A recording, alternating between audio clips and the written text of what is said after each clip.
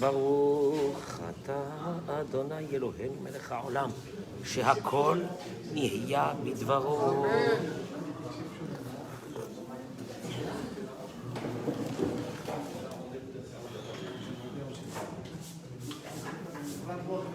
Amen. Qu'est-ce que tu fais là? Qu'est-ce que tu fais là? Ouais, je t'attends, hein. Ça s'appelle retour, hein, Olivier. Attention à toi. Boker Tov, messieurs, Boker Tov, Boker Tov, Boker Tov. Yom Hamishi. Et les jeunes là-bas au fond, les jeunes. Je vous attends.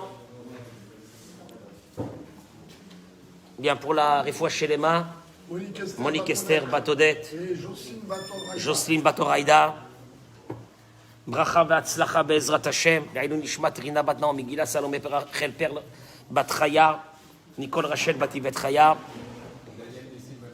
Daniel Nissim, Le'ilun Nishmat Daniel Nissim, Ben Chaim, Le'ilun Nishmat Chaya Esther Bat Kwika.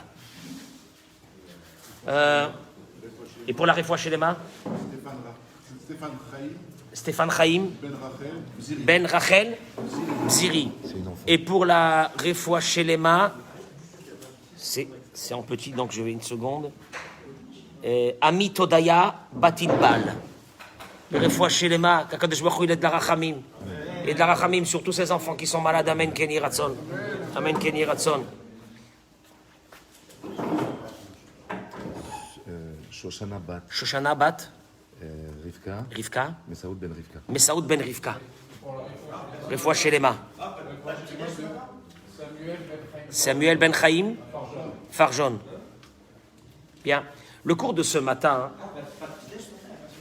T'as vu ça, Ariel? T'as vu ça? C'est grave. Adora Géoula, pas de chouquette un matin. Comment est-ce qu'on. Pas de chouquette, pas de boule au miel. C'est honte. La vérité, c'est honteux. Hein. On sent qu'il y a eu la tempête qui est passée hier. Hein.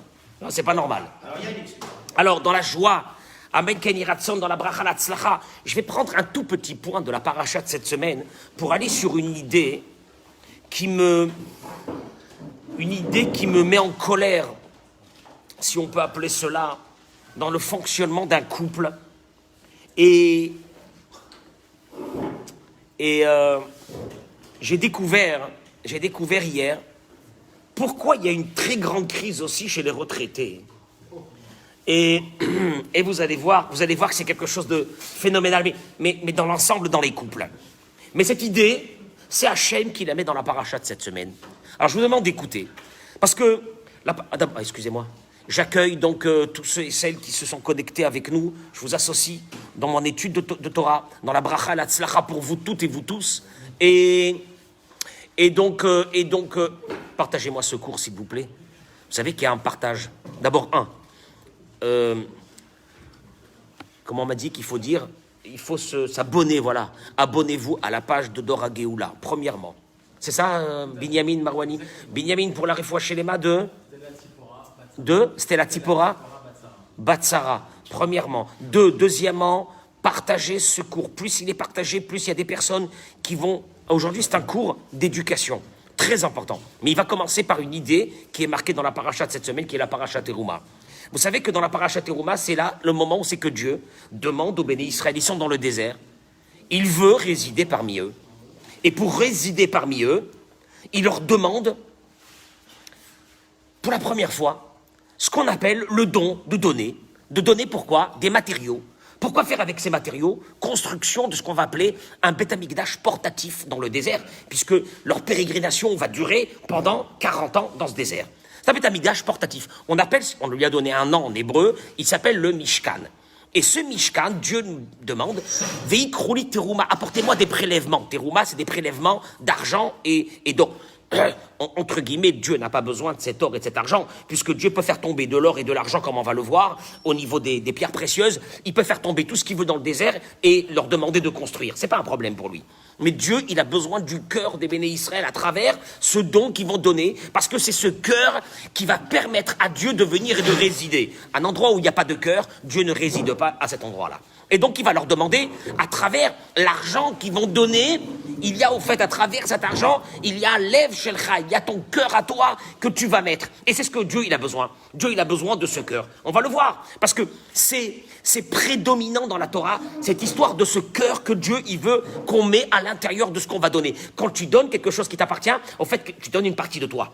Voilà ce que Dieu demande. Et là, il leur dit, Dieu, j'ai besoin que vous apportez Zahav, de l'or, Kesef, de l'argent, Nechochet, du cuivre, et Techelet ve'argaman, donc des tissus avec des couleurs différentes, etc. Des peaux d'animaux qui vont apporter de l'huile pour allumer donc la menorah, etc.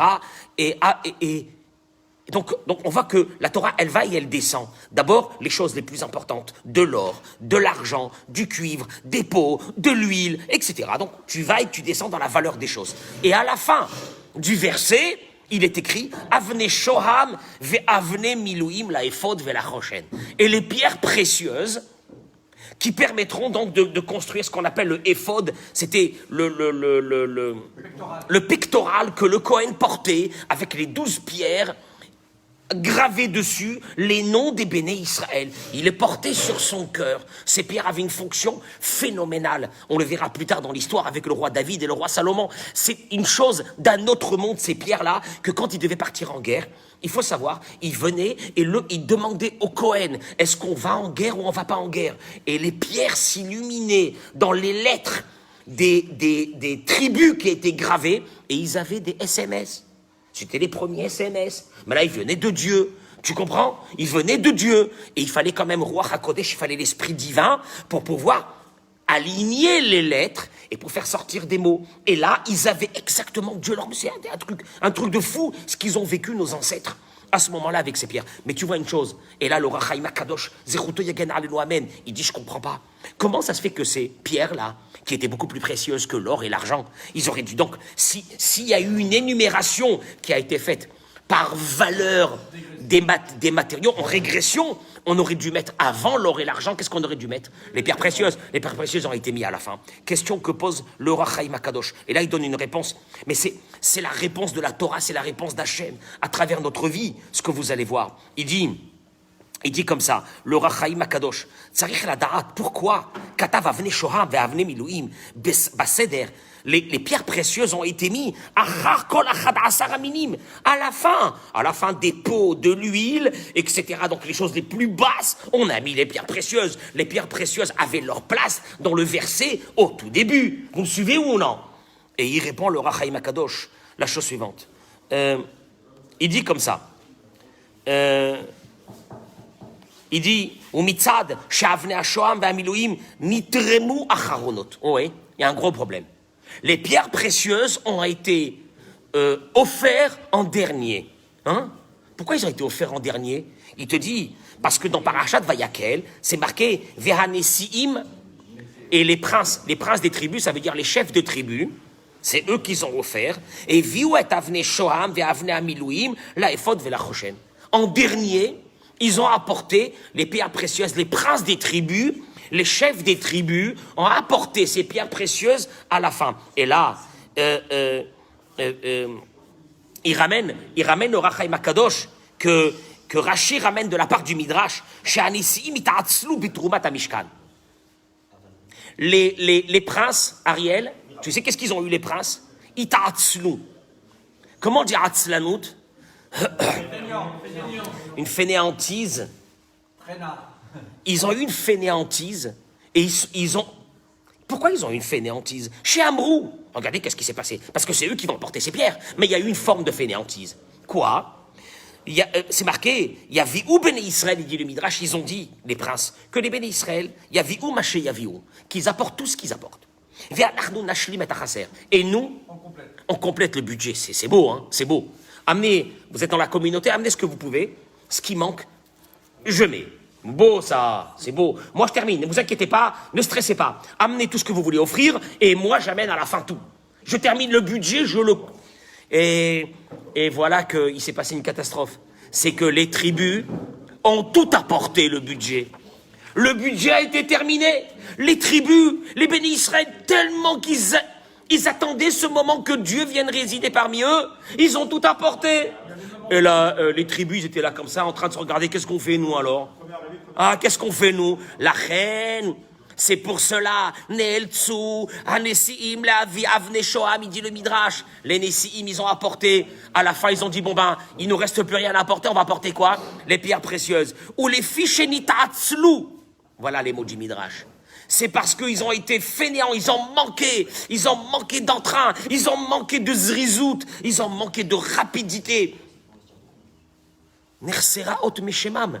Même de leur nom dans le Sefer Torah, on leur a enlevé un Yud. Hanesiim, c'est marqué Hanesaam. Il manque le Yud de Hanesiim. Dieu, il a dit, on enlève un Yud.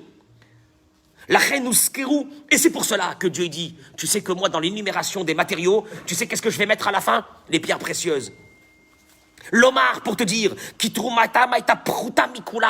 que leur don à eux, au fait, il a la moindre valeur que tous les autres matériaux qui ont été apportés avant. Parce que eux, ils ont manqué de ce feu, ils ont manqué de cette rapidité, ils ont manqué de ce cœur à travers, ben oui, on attend. Mais quand t'attends, il te dit, Kelomar,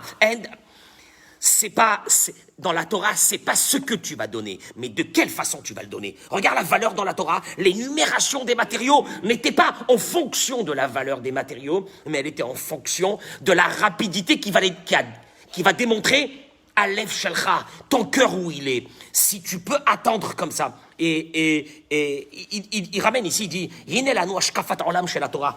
Voilà les critères de la Torah. Voilà, mesdames et messieurs, les critères de la Torah. Les critères de la Torah.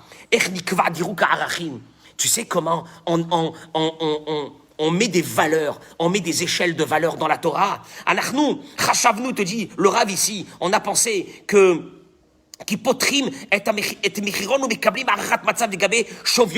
que la Torah ici, elle était en train d'énumérer la valeur pécuniaire des matériaux qui étaient apportés, l'or, l'argent, etc. C'est faux. Mais le Rach Chaim HaKadosh, il est venu nous dire qu'il y a dirouk talui kodem kol bedvarim achirim lachalutin.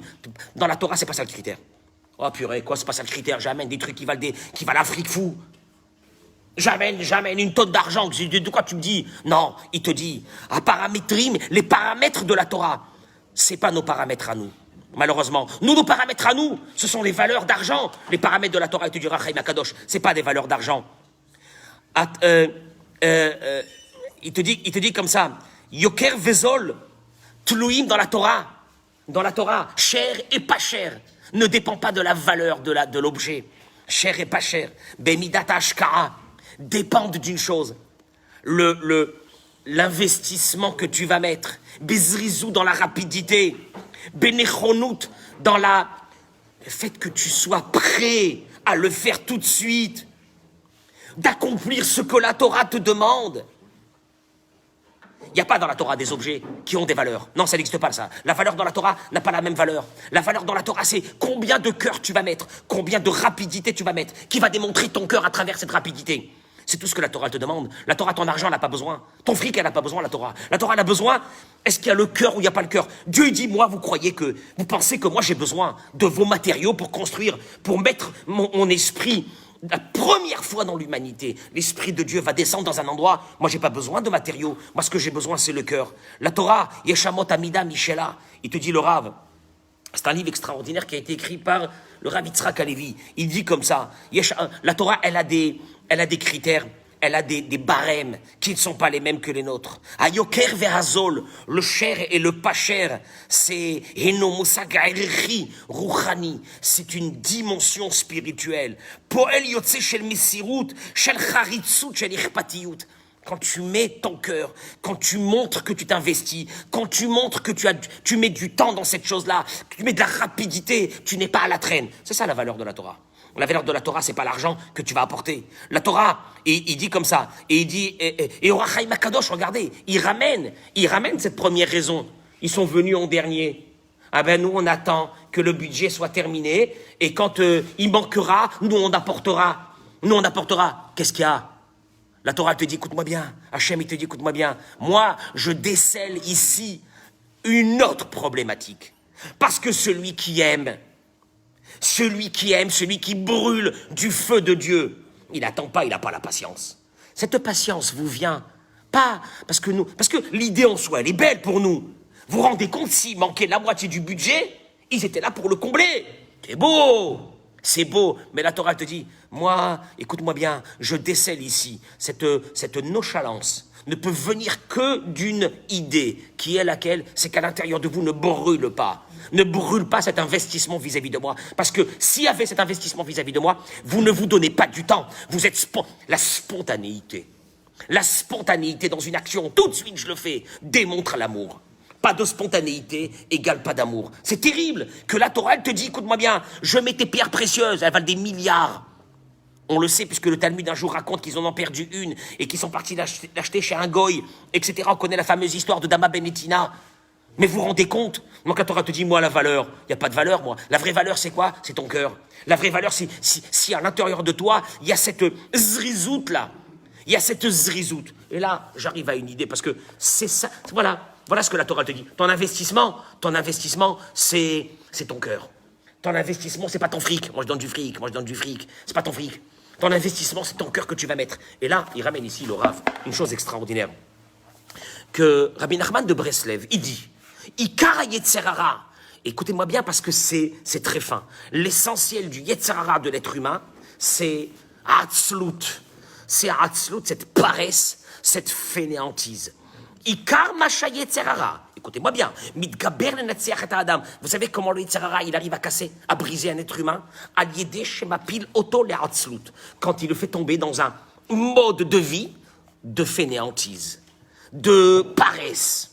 Comment? Midat Hatzlut Meguna Meod. Mais oui, l'être humain, il est fait de cette paresse. L'être humain, il est fait de cette paresse.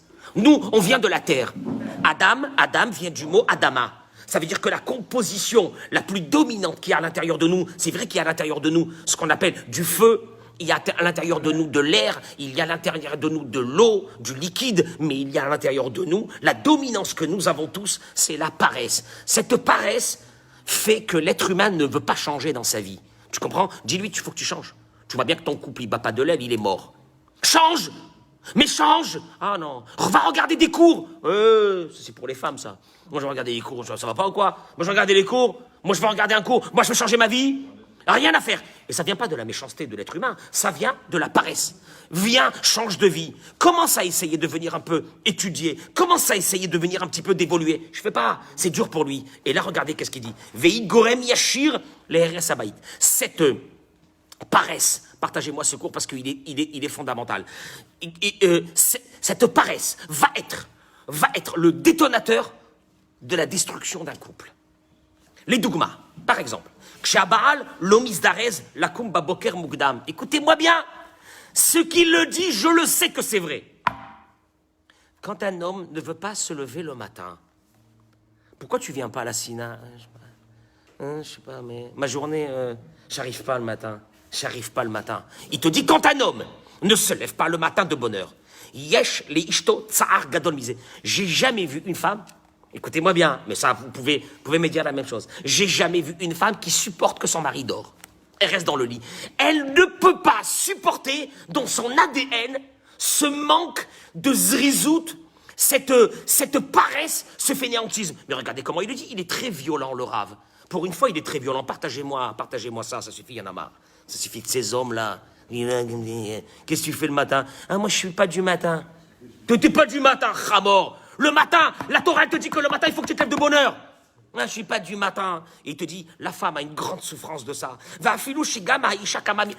dans le cas où la femme se lève elle-même aussi en retard, elle ne supporte pas un homme qui dort. Velachen. Vekol Sheka, la plus forte raison. Chez Ikama Mugdam, quand elle se lève, elle, de bonne heure. Parce qu'elle va vaquer à ses occupations de la maison, des enfants, etc. Azaï, ni gramla, mi kartsaar, gadol meod. Shai, elle a une très grande souffrance de ça. Maintenant, tu lui dis, mais laisse-moi tranquille. Mais fais ta vie, laisse-moi faire ma vie. Laisse-moi faire ma vie, j'ai envie de dormir tard, qu'est-ce qu'il y a? Elle ne supporte pas ça, c'est incroyable. Ou bifrat, alors, à plus forte raison, si elle se lève de bonne heure le matin pour aller au travail et qu'elle laisse un mari à la maison qui dort, la tsara en gvoul. Elle te dit, sache une chose, hein. Elle ne peut pas vivre, elle, dans une souffrance morale phénoménale de cette idée. C'est extraordinaire. Si un homme veut perdre toute sa valeur aux yeux de sa femme qu'il reste dormir le matin. Écoutez-moi bien, c'est terrible. Ça veut dire que la valeur d'une femme, quand elle regarde un homme, c'est un homme. En plus, c'est dans son ADN, elle ne peut rien faire, c'est en elle. Elle ne comprend pas pourquoi elle est perturbée de voir son mari qui continue à dormir. Goremet, là, les alzelbo, et le kavod qu'elle avait sur ce mari, sur cet homme-là, disparaît au moment où elle voit un homme qui dort à la maison et qui reste dormir. Vegoreret be'ekvotea, rive ou vikurim ima. Et là, les disputes s'enclenchent les unes après les autres à cause de cela. Ve'af sin'a elav. Imatrila lisnoto. Et c'est pas pourquoi. Elle commence à le haïr. Cet homme qui reste dormir, mais qu'est-ce que j'ai fait de mal? Laisse-moi tranquille dormir. Moi, je peux pas vivre comme ça, j'ai besoin de faire ma grasse mat tous les matins. Je peux pas, laisse-moi tranquille, qu'est-ce que je t'ai fait de mal? Je t'embête, mais je t'embête pas. Elle ne le supporte plus. Venotser nezek les shalom vila kirva ben ben azug. À partir de ce moment, cette femme, elle a même plus envie de s'approcher de son mari. C'est très grave. Elle le dédaigne. Tout le kavod qu'elle avait pour lui, il est parti. Vers Garoua Mikol. Et le pire de tout, malheur à lui. S'il rentre dans un fonctionnement qui ne se lève plus du lit, il reste à la maison, il se pose. Qu'est-ce que tu as fait aujourd'hui? On s'est posé. Ça, j'ai jamais entendu ce mot chez les femmes. Hein. J'ai jamais entendu des femmes le jeudi ou le vendredi avant Shabbat. Qu'est-ce que tu as fait aujourd'hui? Rien, on s'est posé. On s'est posé. Bah, en plus, c'est pas ça. Chez nous, tu entends le mot. Qu'est-ce que vous avez fait aujourd'hui? Ah, quel kiff, on s'est posé. Mais une cruche, elle se pose. Un tonneau, tu le poses. Mais c'est pas un être humain que tu poses. Regarde-moi ça. Et il te dit, ça peut amener une femme jusqu'au divorce. Un homme qui bouge plus, qui reste à la maison. Mais ça va. Mais je gagne ma vie. Sans bouger de mon lit, je gagne ma vie. Elle peut le tuer. Qu'est-ce que tu t'en fiches qu'il reste dormir? Je donne un coup de téléphone, je gagne ma vie. J'ai pas besoin après de travailler. Elle ne le supporte pas. Comme ça, un homme qui est posé. Regardez-moi l'idée, vous allez voir. Mais Idar Gissa, un mari qui se lève le matin de bonheur. Bonheur, de bonheur, il se lève le matin. Il se lève le matin, ouais, je suis pas du matin, il se lève le matin. Oleh kobene ishto veyelada. Ça, c'est marqué dans la Torah. Dans la Torah, c'est marqué que la manne, elle descendait baboker. Donc ça, je dis, ce que ça veut dire baboker. Le matin, la manne, elle descendait de 4h du matin à 7h. Baboker, ça veut dire de bonheur. Et après, la manne, elle disparaissait. Le mec, il se levait à 8h du matin, il prenait son café, il sortait. T'as pas de bouffe aujourd'hui. La Torah, elle est venue te dire, la parnassa, elle est donnée que à ceux. C'est marqué dans la Torah. La parnassa est donnée que à ceux qui se lèvent de bonheur. Attends, mais qu'est-ce qu'il y a? Mais laisse-moi tranquille. Moi, je peux pas me lever de bonheur le matin. Regardez. Un homme qui se lève de bonheur le matin. La valeur de cet homme augmente aux yeux de sa femme. Tu vois que la femme, c'est la Torah. Tu peux rien contre ça, mais tu vas la tuer, tu dis c'est pas possible, qu'elle me laisse tranquille, mais qu'est-ce que je lui fais de mal, mais qu'elle a qu'à faire sa vie, qu'elle me laisse à moi faire ma vie. Cette femme-là, elle veut tuer son mari. Tu sais pourquoi? Parce que dans la femme, il y a la vérité de la Torah. Et la vérité de la Torah, c'est qu'un homme qui se pose est un homme qui est mort. Et là, elle te dit, moi, je peux pas rester avec un cadavre. Shmiri là. Et cet homme qui se lève de bonheur le matin, toute la maison lui fait kavod, juste parce que il s'est levé de bonheur le matin. C'est Nora Vayom, Bismano, regardez, il dit que sont venus des fois chez moi, regardez ça, des femmes, chez Hitlonenu, chez Baalem, des femmes sont venues chez le Rav pour se plaindre qu'elles ont des maris qui n'arrivent pas à se lever le matin. Ils m'ont expliqué que c'est épouvantable pour elles de sortir de la maison et de laisser un mari qui dormait. Ce Rartim, il a pris les maris, il a discuté avec les maris. Qu'est-ce qui se passe avec vous? Et je leur ai dit, oh ces maris, ah, voilà David. Faut dormir de bonne heure le soir. Velassim shaon me'orer et de mettre le réveil. De se lever de bonne heure. Oulit palel arbel et prier, il leur a dit à ses maris devant Hachem. Que Dieu vous donne la zrizout, Dieu il vous donne la zrizout, la rapidité dans votre vie de vous lever, de ne pas être des morts vivants.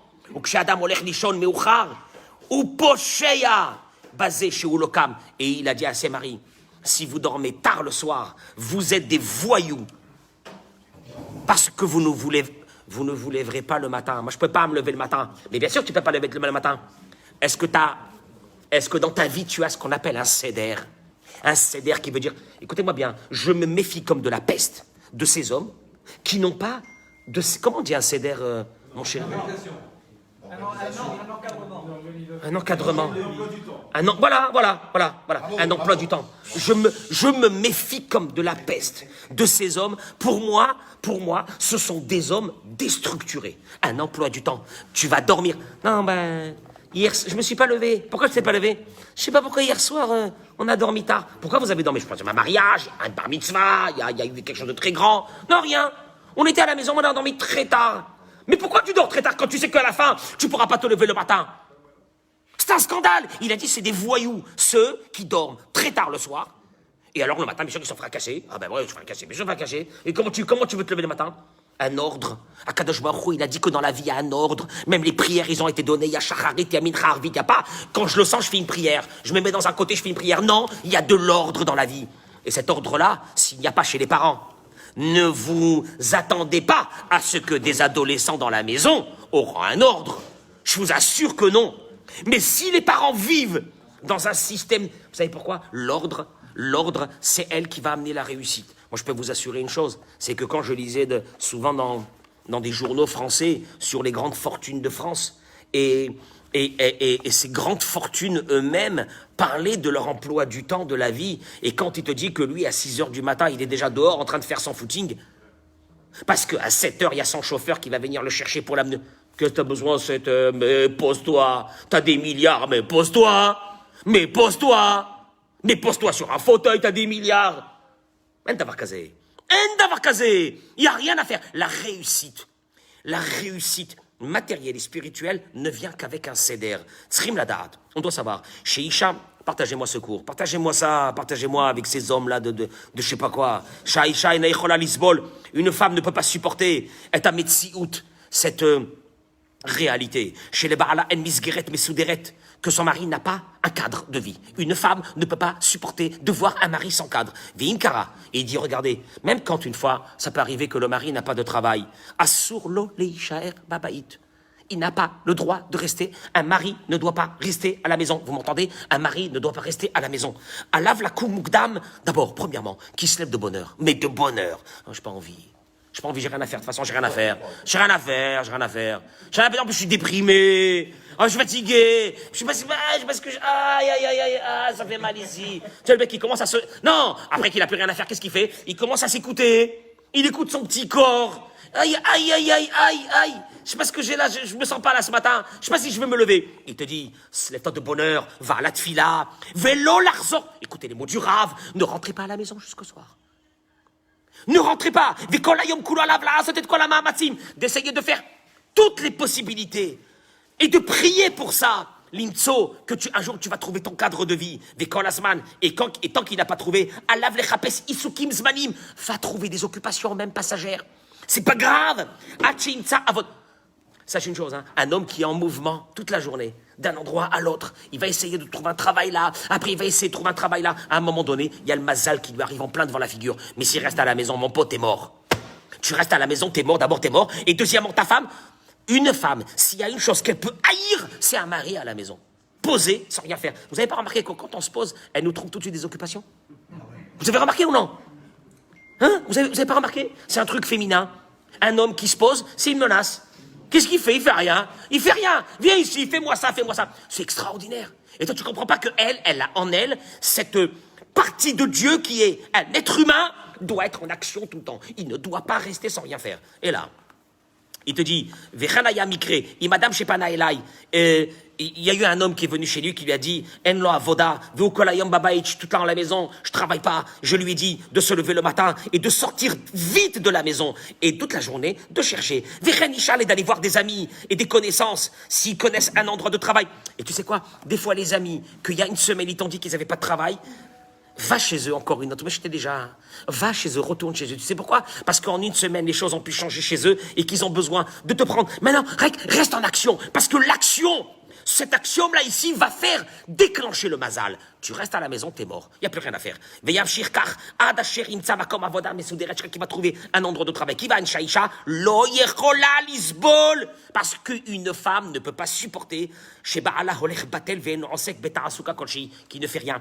Ça, c'est la pire des choses. Il y a des maris qui arrivent à avoir la parnassa sans beaucoup travailler. Et le reste du temps, ils font rien. Je peux vous assurer que la femme, elle n'est pas contente du tout du fonctionnement de ce mari. Pourtant, qu'est-ce qu'il y a? Quel est ton problème?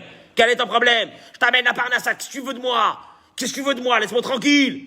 Un homme qui ne fait rien, la femme, elle ressent tout de suite la menace de ne rien faire, de ne pas avoir un cadre de vie, va enclencher des catastrophes et des mauvaises rencontres et que ce mari, un beau matin, il va se retrouver en train de faire des grandes bêtises, simplement pourquoi? Parce qu'il n'a pas eu ce qu'on appelle cet emploi du temps, ce misguérette. Des fois, je rencontre des gens de Iriamim. Je deviens fou. Où t'habites? Il me dit Iriamim. Je lui dis, tu sais que nous, on a le Beth Midrash là à Polek, c'est-à-dire à 500 mètres. Pas à 18 km, à 500 mètres. Comment ça se fait que... je sais pas, non, le matin... Moi, j'entends le mot le matin... Tu sais quoi, je suis dégoûté de la vie. Je l'entends comme ça, je suis dégoûté de la vie. Je sais pas, le matin, t'as pas honte. Viens servir Dieu. T'es vivant pour ça. Lève-toi de bonne heure le matin. Lève-toi de bonne heure le matin. En plus, c'est pas de bonne heure chez nous, c'est à 8h moins quart. À 8h moins quart, les Israéliens, ils sont déjà au repas de midi. Quand tu vois, ils mangent déjà un falafel à 8h moins quart. Ils sont réveillés depuis 4h du matin, qu'est-ce que tu veux? Ils ont faim à 8h moins quart. Et 8h moins quart, un petit café, comme ça. Alors, ben oui, on vient de se réveiller, vous avez pas honte. Même pas ça, ils arrivent pas. Même pas ça. Et alors, il comprend pas pourquoi sa femme, elle ne supporte plus. Makara. Il te dit, Gamka Sherbal Magia Abaita, Achar Yom Avoda, et Naïcha. Même quand un homme, il vient le soir, il a fini la journée, j'ai fini la journée, je peux pas me poser.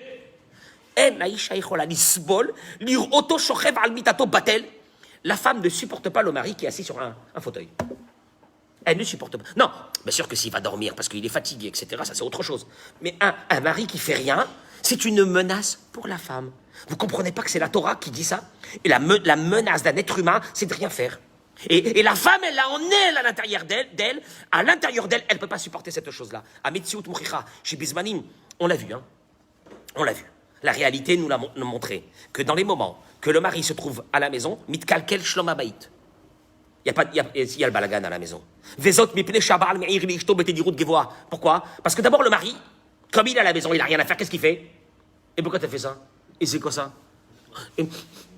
T'as brûlé, ça sent le brûlé. T'as laissé la marmite dans le feu, t'as fait ça, pourquoi le parterre il est comme ça, pourquoi le machin? Voilà, le mari commence à parler, et il te dit, Vaïcha Mitsida, et Naïcholanisbol et Teharotav. Et la femme, s'il y a une chose qu'elle ne supporte pas, messieurs, ne rentrez jamais dans ce danger, c'est de commencer à critiquer. Son fonctionnement à la maison, vous êtes foutus. À partir de ce moment, vous êtes foutus. La maison, elle n'est pas à vous, la maison, elle est à la femme. Oh non, Shimon. Et là, qui est la maison? La maison. Mais la maison, elle est à la femme.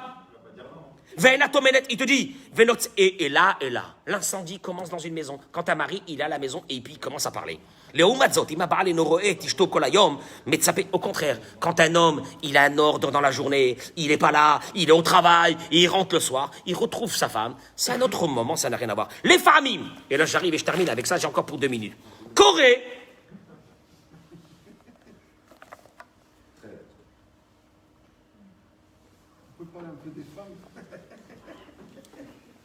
Les familles, des fois, Corée, chez Mevougarim, Rotsimit Garesh. Nouvelle mode, les retraités qui veulent divorcer. Attends, les retraités qui veulent divorcer? Non. Alors les gars, vous êtes réveillés, qu'est-ce qui s'est passé? Vous êtes réveillés maintenant? Mais t'as moi d'avar, il dit je comprends pas. Maraou Begin Mevouga, qu'est-ce qui leur est arrivé qu'à leur âge, ils divorcé? Adraba, au contraire. Parce que, il te dit, il y a un manque de logique dans cette histoire. Ils ont, entre guillemets, ils ont payé toutes leurs dettes. Ils ont fait grandir les enfants, ils les ont mariés. Ils n'ont plus ce joug de la parnassa de nourrir les enfants. Au contraire, c'est le moment de profiter de cette retraite et d'être tranquille, monsieur avec madame, madame avec monsieur, arrêtez de nous prendre la tête. Si on va commencer à s'occuper aussi maintenant des retraités, on est foutus. Et il te dit, au contraire, et le mari, il a fini, maintenant il a le temps de servir Dieu. Il vient à la prière, il n'est pas stressé, il arrive, il se fait un kiff, rock les Israël, étudie un petit peu de Torah, la paracha de la nuit, il a le temps, il travaille plus, il a la retraite, quel kiff. Et il te dit, qu'est-ce qui se passe? Et là, Esbera Inyanukar, écoutez, Etsem Aouvda, parce que le fait qu'ils vivent beaucoup de temps, ils sont ensemble, Gorem Adavar Levi Kouchin, ça y est. L'homme et la femme sont pas faits pour être tout le temps ensemble. Ils sont faits pour se retrouver des moments, mais pas vivre ensemble. La Gemara dans Masechet Erin, Daf Yutet, la Gemara elle dit, Saba bebeta, peha bebeta. Traduction des mots, c'est en araméen. Un grand-père à la maison, un commandant à la maison. Un grand-père à la maison, grand-père, t'es grand-père, Mazal Tov. T'es à la retraite, Mazal Tov. Tu peux te faire un petit kiff. Va, sors, va faire des trucs. Va faire un emploi du temps. Il faut que tu aies un emploi du temps parce que un grand-père à la maison, c'est un commandant à la maison. Et il est là du matin. Qu'est-ce qui lui est arrivé? Avant, il n'était pas comme ça. Ouais, mais il a vieilli. Ça veut rien dire, il a vieilli. C'est pas il a vieilli. C'est un fonctionnement qui s'est mis. Un grand-père dans une maison, un commandant dans la maison. Et il commande la grand-mère. Ah, mais tu m'as pas fait ça, et tu m'as fait ça, et ça. Et tu vois les enfants qui disent, ah, monsieur le rabbin, regardez. Oh, impossible avec lui, on peut plus avec lui dans la maison, mais qu'est-ce qu'on peut faire avec lui, monsieur le rabbin? Tiens, maintenant, je vais m'occuper maintenant, moi, des retraités. C'est tout ce qui nous manque. Mais il te dit une chose, pourquoi? Cette itnahagout, d'un seul coup, il commence à commander toute la journée. Mahbida est là, la pauvre dame, qui elle aussi, elle veut se reposer un petit peu. Elle a eu des enfants, elle les a fait grandir. C'est pas le moment d'avoir un commandant sur les épaules.